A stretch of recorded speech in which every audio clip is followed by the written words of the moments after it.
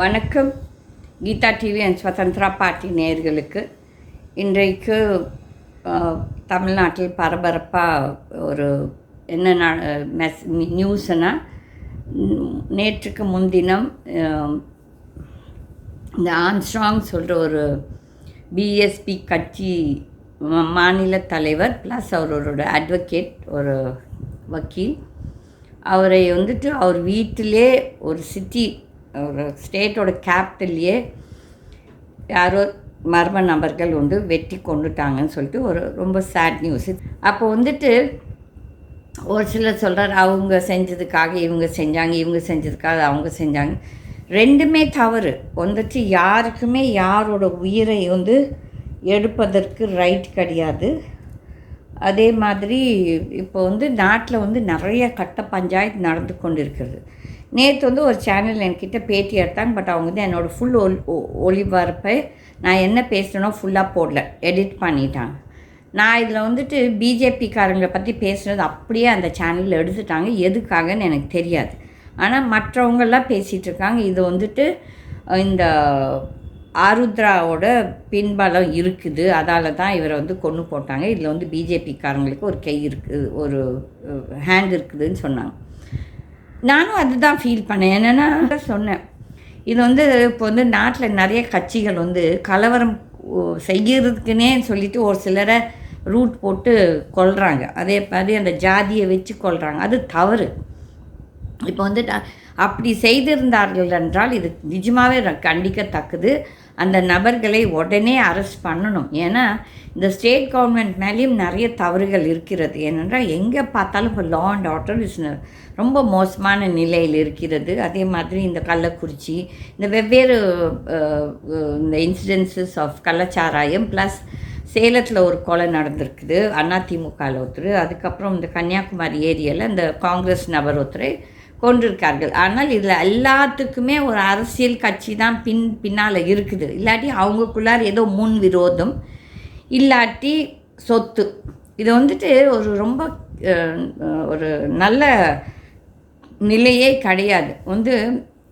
இது நான் I'm not a great fan of Jayalalithaa. But கண்டிப்பாக ஜெயலலிதா இந்த காலத்தில் அந்த லா அண்ட் ஆர்டர் மட்டும் அந்த அம்மா கொஞ்சம் ஸ்ட்ரிக்டாக வச்சுட்டு இருந்தாங்க. ஏன்னா எல்லாத்துக்கும் அந்த அம்மாவை பார்த்தா பயம், ஜெயலலிதாவை பார்த்தா பயம். அதில் அது ஒன்று ஆட்டோமேட்டிக்காக நடந்துட்டு இருந்துச்சு. இது ரொம்ப ஒரு நல்ல இது. ஆனால் இப்போ இந்த ஸ்டாலின் அவர்களுக்கு இதெல்லாம் இந்த இன்ஃபர்மேஷன் போகுதா, இல்லாட்டி அவருடைய ஹெல்த் கண்டிஷன் எப்படி இருக்குதோ, ஒவ்வொருத்தரும் ஒவ்வொரு மாதிரி பேசிகிட்டு இருக்காங்க. அவங்க கட்சிக்காரங்களே, இது எங்களோட ஒப்பீனியன் கிடையாது. அவங்க கட்சிக்காரங்களே எங்கள் தலைவருக்கு சரியில்லை, அவர் பேசும்போது நடுங்குறாரு, இப்படி மறந்துடுறாரு, இதெல்லாம் அவங்க ஒப்பீனியனே கிடையாது. ஓகே, அப்படி இருந்தால் இட்ஸ் பெட்டர். இவங்கெல்லாம் இந்த அரசியல் தலைவர்கள்லாம் ரிட்டையர் ஆகுது. இப்போ நிதிஷ்க்கு அல்சைமர்ஸ். ஆனால் அவர் ஒரு ஸ்டேட்டோட சீஃப் மினிஸ்டர் இருக்கார். அல்சைமர்ஸ் வச்சுட்டு என்ன இவங்க நிர்வாகம் பண்ணுவாங்க?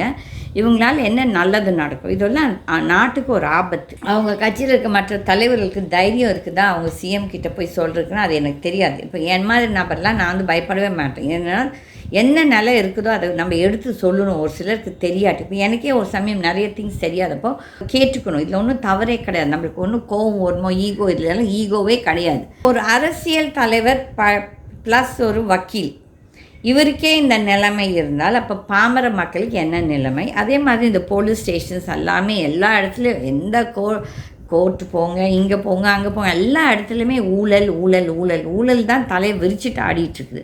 ஊழல் ஒரு பெரிய புற்றுநோய்.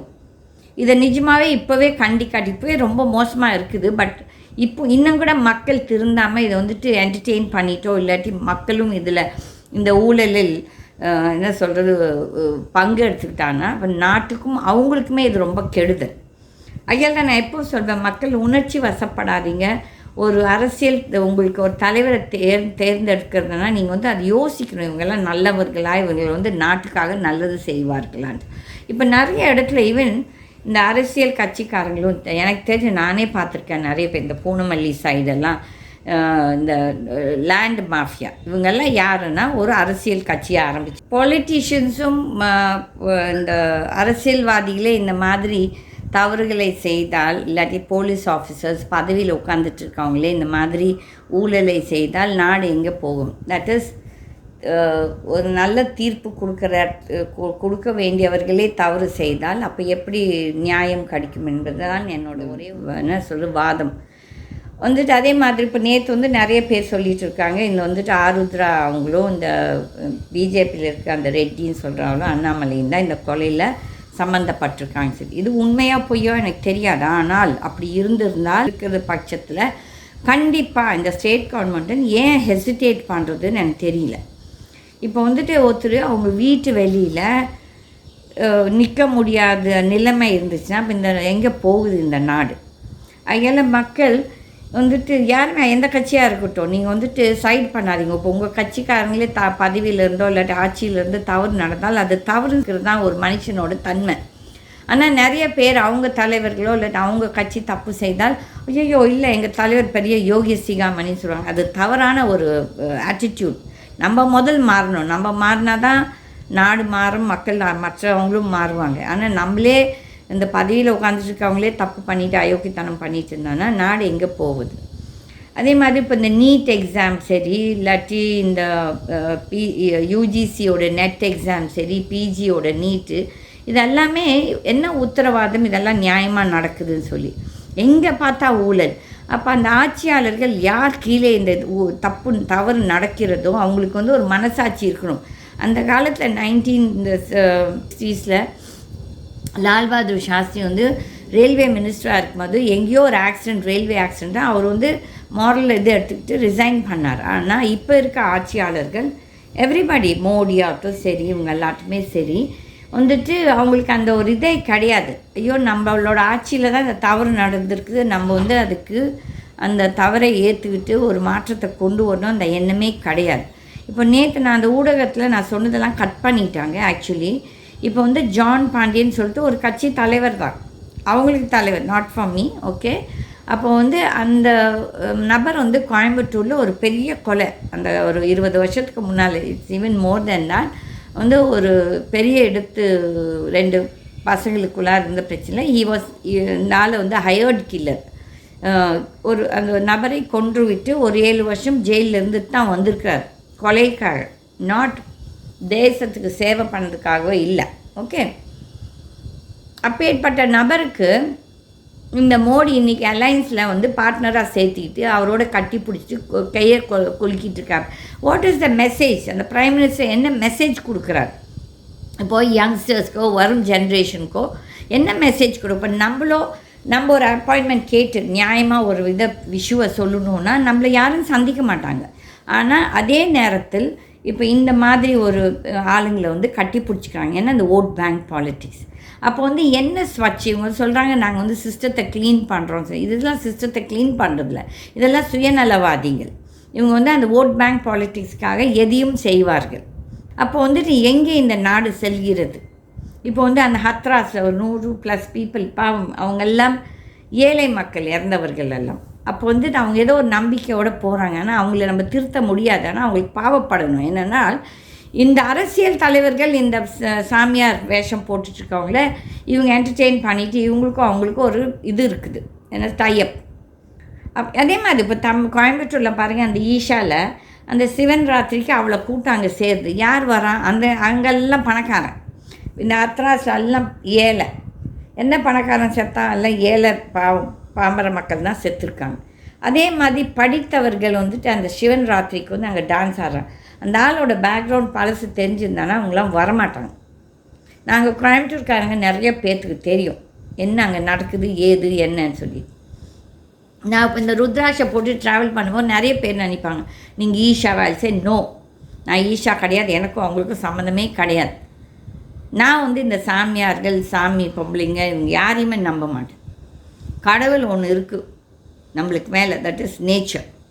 அந்த நேச்சர் நான் நம்புகிறேன். ஆனால் இந்த போலி சாமியார்கள் இவங்களெல்லாம் நம்பிட்டு மக்கள் ஓடி போய் அது இந்த மாதிரி கூட்ட நேரத்தில் போய் சேராதீங்க, உங்களுக்கு பாதுகாப்பே கிடையாது. இப்போ வந்து மோடி வந்து நினச்சிக்க வேணாம், அவர் வந்துட்டு ஏதோ ஒரு பாப்புலர் ப்ரைம் மினிஸ்டர், பாப்புலாரிட்டி கட்சி, நீங்கள் சிஎம் ப்ரைம் மினிஸ்டராக இருக்கீங்க for the 3rd time. You have just பதவியை பிடுங்கியிருக்கீங்க, யூசர்ப்டு பவர். எதுக்காக சந்திரபாபு நாயுடு, நிதிஷ் உங்களை சப்போர்ட் பண்ணுறாங்களோ எனக்கு தெரியவே தெரியாது. அவங்கள அவ்வளோ கேவலப்படுத்தின இந்த மோடி அவங்களுக்கெல்லாம் சூடு சொன்ன ரோஷமெல்லாம் இல்லைன்னு நினைக்கிறேன். அவ்வளோ கேவலப்படுத்தின இதுக்கு மறுபடியும் போய் அவங்க கட்சியை ஒழிச்சு கட்டிடுவார். இதுதான் நடக்கும். அவங்க அதை யோசித்து முதலே வந்துட்டு ஜாகிரதையாக இருக்கணும். இல்லாட்டி இந்த மாதிரி ஒரு மனுஷனுக்கு போய் சப்போர்ட் கொடுத்தது ரொம்ப தவறு. அதுவும் அவங்கள பற்றி அவங்களும் அசிங்கமாக பேசியிருக்காங்க. அப்போ இதெல்லாம் ஒரு நல்ல ட்ரெண்டே கிடையாது. இது எல்லாருமே சுயநலம் சுயநலம் சுயநலம். இப்போ வந்து நேற்று இந்த கொலை ஆம்ஸ்ட்ராங் கொலையை கண்டிப்பாக போலீஸ் அவங்க வந்து ஆக்ஷன் எடுக்கணும். ஏன்னா இதுக்கு முன்னாலேயே ஒரு வருஷத்துக்கு மேலே ஏதோ ஒரு கொலை நடந்திருக்கு இது சம்மந்தமாக. இதெல்லாம் என்ன ஏதுன்னு எடுத்து பார்க்கணும். இந்த மாதிரி விட்டு வைக்கிறதால தான் மறுபடியும் கொலைகள் நடக்கிறது. அதுக்கப்புறம் யார் இது நபர்கள் என்றால் எல்லாருமே ஒரு அரசியல் தொடர்பு இருக்கவங்க தான். இப்போ 8 பேர் சரண்டர் ஆகிருக்காங்கன்னா கண்டிப்பாக அவங்க வந்து கொலையை செய்திருக்க மாட்டாங்க. அவங்க வந்து யாரோ பணம் கொடுத்து நீ போ எங்களுக்காக சரண்டர் ஆகும்னு சொல்லி தான் இது நம்ம பார்க்குறோம். வாழ்க்கையிலையும் பார்க்குறோம், சினிமாவில் பார்க்குறோம், எவ்வளோ இடத்துல நடக்குது. இந்த மாற்றங்கள் எல்லாம் எப்போ வந்து வரும்னா அந்த ஆட்சியாளர்கள் நேர்மையானவர்கள் நல்லவர்கள் வந்தால் அரசியலுக்கு. ஆனால் என்ன நடக்குது இன்றைக்கி, நம்ம அரசியல் போகணுன்னு நினச்சா எல்லாரும் என்ன நினைக்கா அது ஒரு சாக்கடை தான். இல்லை நான் சொந்த இப்போ நான்லாம் பேசும்போது என் ஃப்ரெண்ட்ஸ்லாம் எதுக்கு கீதா உனக்கு எதுக்கு நீ ஏன் இது பண்ணுற, நீ உன்னோட வேலையை நீ பார்த்துட்டு போகணும். எல்லாருமே அப்படியே சுயநலமாக இருந்தால் இந்த நாட்டுக்காக யார் வந்து பேசுது, இந்த குரலற்றோருக்கு யார் குரல் கொடுப்பது என்றால் நான் குரல் கொடுக்க தயார். எனக்கு ஒன்றும் என்னோடய உயிர் பற்றியோ இது பற்றி அதை பற்றியெல்லாம் பயம் கிடையாது. உண்மை பேசுறதுக்கும் நியாயம் தட்டி கேட்குறதுக்கு நம்ம யாரை பார்த்து பயப்பட வேண்டாம். அதை எப்பேற்பட்ட பவர்ஃபுல்லாக பீப்புளாகவே இருக்கட்டும், அது பிரைம் மினிஸ்டராகவே இருக்கட்டும், தவறு செய்தால் தட்டி கேட்டே தீரணும். இதுதான் என் கடவுள் சொல்கிறேன். என் கடவுள்னு சொல்ல கீதா எங்கே தப்பு நடந்தாலும் நீ தட்டி கேள். அதுக்கு நியாயம் கிடைக்குதோ இல்லையா அது ரெண்டாவது, நீ வந்து தட்டி கேள். அதில் மக்கள் நம்ம தான் வந்துட்டு இந்த ஊழலை நம்ம வந்து இட்ஸ் ரொம்ப ஒரு கொடூரமான ஒரு என்ன சொல்கிறது ஒரு நோய். அந்த நோயை வந்து நம்ம ரொம்ப கஷ்டப்பட்டு தான் அகற்றணும். இது மக்கள் எல்லோரும் ஒன்று சேர்ந்தால் தான் இந்த நோயை அகற்ற முடியும். அதெல்லாம் மக்களாகிய நான் எப்பவும் கேட்குற மாதிரி மக்கள் நம்ம தான் திருந்தி நம்ம யோசித்து நல்லவர்களை தேர்ந்தெடுக்கலாம். இன்னும் மேலும் கூட இதே மாதிரி இந்த ஜாதி பற்று, மதம் பற்று, ஒரு கல்ச்சர் பற்று அந்த மாதிரி சேர்ந்து இது அப்புறமேல் மொழி பற்று அப்படிலாம் சொல்லி நம்ம தேர்ந்தெடுக்க வேணாம். நம்மளுக்கு இந்த தலைவர் நம்ம நாட்டுக்கும் மக்களுக்கும் நல்லது செய்வாங்களா, இவங்களுக்கு ஒரு நல்ல ட்ராக் ரெக்கார்டு இருக்குதான்னு பார்த்துட்டு நம்ம தேர்ந்தெடுக்கலாம். இது ஒரு மூமெண்ட்டாக எடுத்துகிட்டு போகணும். இந்த ஊழலை ஒழிக்கணும்னு சொல்வது ஒரு மூமெண்ட்டாக எடுத்துகிட்டு போகணும். இதெல்லாம் நம்ம எல்லோரும் யோசித்து சிந்தித்து நம்ம வாழ்க்கையில் நம்ம ஓட் போடும் நபர் நல்லவரான்னு சொல்லிட்டு யோசித்து தேர்ந்தெடுக்கலாம். நன்றி, வணக்கம். கீதா டிவி அண்ட் ஸ்வதந்திரா பார்ட்டி நேயர்களுக்கு.